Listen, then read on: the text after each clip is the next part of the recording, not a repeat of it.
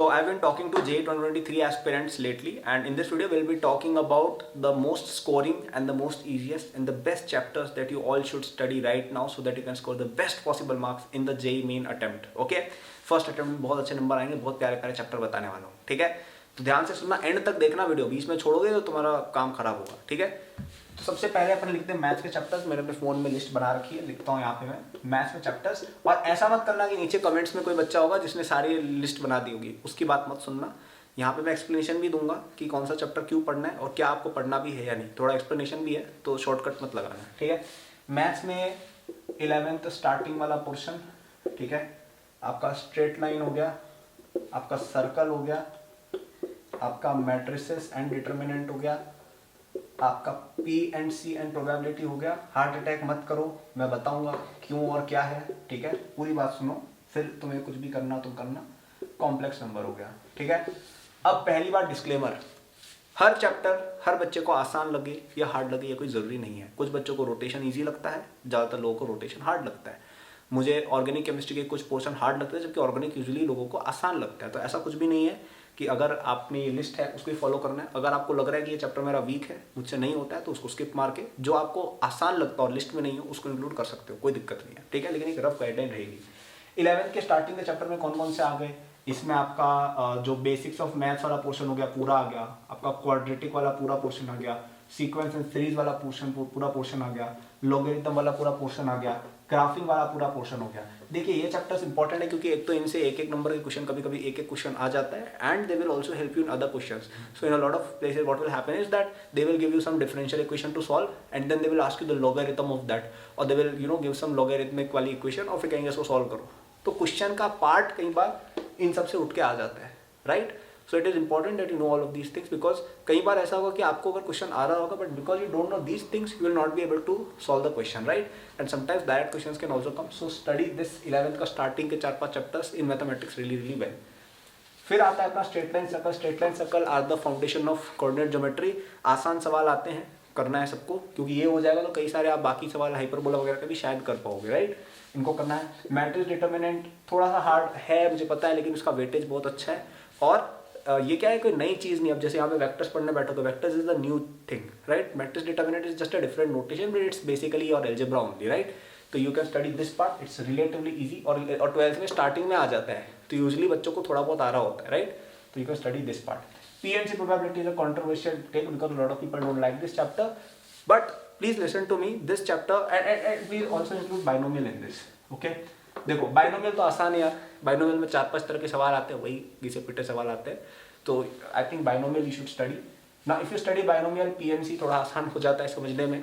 And PNC probability में देखो, अगर आपको एक चैप्टर आ गया, दूसरा चैप्टर अपने आप हो जाएगा. इसमें लोग पता है क्यों स्ट्रगल करते हैं, because they apply too much brain. If you are getting the logics great, otherwise logic याद कर लो कि इस तरह का सवाल है, ऐसे होगा बस. ऐसे अगर अच्छे से आप समझ के चले जाएंगे, you can score very easy marks in PNC probability, because weightage बहुत ज़्यादा है. Weightage of PNC probability is very high. Okay, so I would suggest थोड़ा सा दिमाग लगा लो, थोड़ा सा इस पर मेहनत कर लो. It's a good chapter. It doesn't involve calculation as well. आपको टाइम, क्वेश्चन अगर हो रहा होगा तो आपसे 1-2 मिनट में हो जाएगा, ज़्यादा टाइम नहीं लगेगा जैसे कैलकुलस वगैरह में लगता है, राइट. तो you can study this chapter.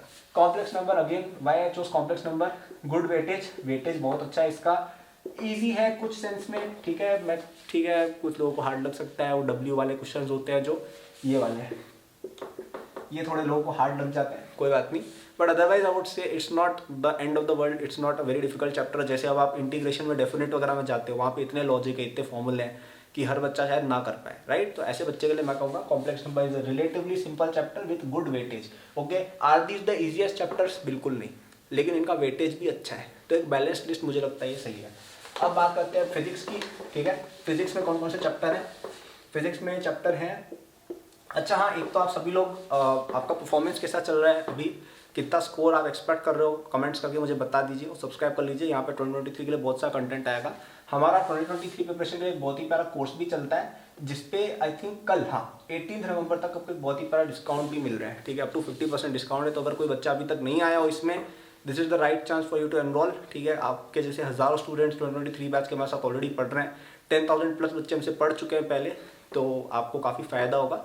इसमें आपकी बैकलॉग, रिवीजन वगैरह सब कवर करा दी जाएगी. It is the only place you need to go. इसको पढ़ना, तुम्हारा सिलेक्शन पक्का हो जाएगा. ठीक है, बस पढ़ना जरूरी है, ऐसा नहीं कि मैं लेके बैठ गया बोल रहा मैं सिलेक्शन गिनवा, लेके पढ़ोगे सिलेक्शन हो जाएगा, ठीक है। तो और बताएंगे डिस्क्रिप्शन में जाके 18 नवंबर से पहले उसको चेक कीजिएगा। फिजिक्स में कौन सा चैप्टर है? फिजिक्स में वेव्स और आपका हीट एंड थर्मो। थोड़ा फास्ट लिख रहा हूँ यहाँ में, तुम्हें टाइम वेस्ट नहीं करना मुझे, राइटिंग का बुरा ना माने, है ना, मेरी राइटिंग अच्छी है यहाँ पे यार, तुम लोग के मैं फास्ट लिख रहा हूँ, ठीक है। इलेक्ट्रिसिटी और मॉडर्न फिजिक्स, पांचों के एक्सप्लेनेशन। वेव्स वाला पोर्शन इजी है, सवाल आते हैं, कोई ज़्यादा हार्ड चीज़ है नहीं, करना है सबको, ठीक है, करना भी, इसमें कोई पूछने की बात नहीं है। Heat and thermodynamics again simple है, कोई ज़्यादा कैलकुलेशन नहीं है, कोई इंटीग्रेशन वगैरह ज़्यादा नहीं आती है, simple formula and more importantly ये आपका रिपीट होता है केमिस्ट्री में, तो एक स्टोन से दो बर्ड हम किल करेंगे, right. So please study heat and thermodynamics really well. Mechanics का स्टार्टिंग का portion why have recommended because जैसे काइनेमेटिक्स है, एनएलएम है, वर्क पर एनर्जी है, यूजली यहाँ तक बच्चे ध्यान दे रहे होते हैं 11th में, so they know some parts of it and it is not the most difficult thing, okay. Difficult mechanics शुरू होता है सेंटर ऑफ मास से, राइट, तो उसके बाद का स्किप कर दो, मैं समझता हूँ, लेकिन दीज पोर्शन स्टार्टिंग के 3-4-5 चैप्टर, इवन ग्रेविटेशन में इंक्लूड करूँगा मैं, तो ये आसान है, सिंपल फॉर्मूले हैं, कोई ज़्यादा इसमें हार्ड कुछ आता नहीं है, और सवाल आएंगे दबा के, तो it's a scoring section, please do it.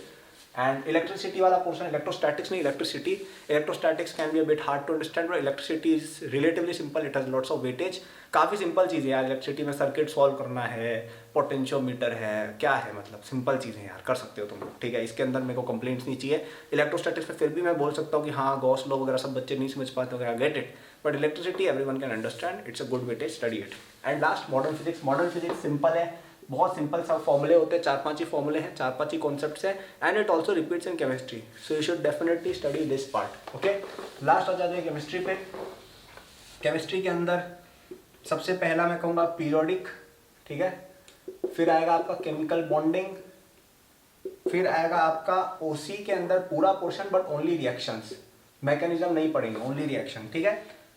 फिर आपका आएगा सरफेस टेंशन क्यों लिखा हुआ है, सरफेस केमिस्ट्री होना चाहिए, सरफेस केमिस्ट्री, और लास्ट गैसेस, ठीक है। अब इसके अंदर एटॉमिक और थर्मोडायनेमिक्स भी था, लेकिन वो हमने फिजिक्स में ऑलरेडी सॉरी फिजिक्स में ऑलरेडी हमने कवर कर लिया है, तो इसलिए डबल एडवांटेज हो गया, ठीक है। तो हम थोड़ा रीड कर लेंगे, थोड़े डिफरेंसेस हैं थर्मोडायनेमिक्स में, फिजिक्स और केमिस्ट्री में, बट समझ जाओ, ठीक है। पीरियोडिक टेबल, केमिकल बॉन्डिंग क्यों पढ़ना है, क्योंकि बहुत फंडामेंटल चैप्टर है, और कई लोगों ने, क्योंकि it's from 11 starting, so you must have paid a bit of attention, तो थोड़ा तुम्हें शायद फायदा हो जाएगा, ठीक है, इन पे ध्यान दे देना। इससे क्या है कि अगर आपको पीरियोडिक टेबल और केमिकल बॉन्डिंग आता है ना, तो इनसे डायरेक्ट सवाल भी बहुत सारे आते हैं, एंड कई सारे एस ब्लॉक, पी ब्लॉक के सवाल इजीली हो जाते हैं अगर आपको केवल ये दोनों चैप्टर आते हैं तो, ठीक है। तो इन दोनों पे फोकस कर दो, बाकी चीज़ें अभी के लिए हम स्किप फिर भी कर सकते हैं। ओसी के अंदर, जीओसी के अंदर अभी कूदोगे, मैकेनिज्म के अंदर अभी कूदोगे, कोई सेंस नहीं है, केवल रिएक्शन याद करके चले जाओ कि भाई ये चीज़ के अंदर ये मिलाते हैं, ये बनता है, यहाँ से हटाना है ग्रुप और ये वाला ग्रुप लगा देना है, बस इतना याद करके चले जाओ। जेईई मेन के तो ज़्यादातर सवाल करके आ जाओगे, राइट। एडवांस के नहीं होंगे, लेकिन एडवांस में भी टाइम है, तब तक हम कर लेंगे, राइट। तो only reaction, no GOC, no mechanism. अगर पहले से पढ़ा हुआ है जीओसी तो बहुत अच्छी बात है, नहीं पढ़ा है तो अब मत घुसना, ठीक है। Surface chemistry is like an inorganic chapter, और इससे 1 या 2 सवाल हर साल जेईई में मिनिमम फिक्स है, मिनिमम फिक्स आते ही आते हैं, और सिंपल चैप्टर है, छोटा सा चैप्टर है, आई थिंक 10 पेज का भी नहीं है, अच्छा चैप्टर है, मतलब पढ़ लेना है इसको, इसमें कुछ फॉर्मूले कैलकुलेशन कुछ नहीं है, फिजिकल के अंदर पता नहीं why is it included, it should be an inorganic chapter in some way, but you should study it, okay. Gases वाला पोर्शन है, गैसेस वाला portion repeats in physics as well, and gases से सवाल भी आते हैं, ईजी होता है, and since it's from the beginning of class 11th usually students attention पे कर देते हैं, ठीक है। तो गैसेस वाला पोर्शन आप पढ़ सकते हो।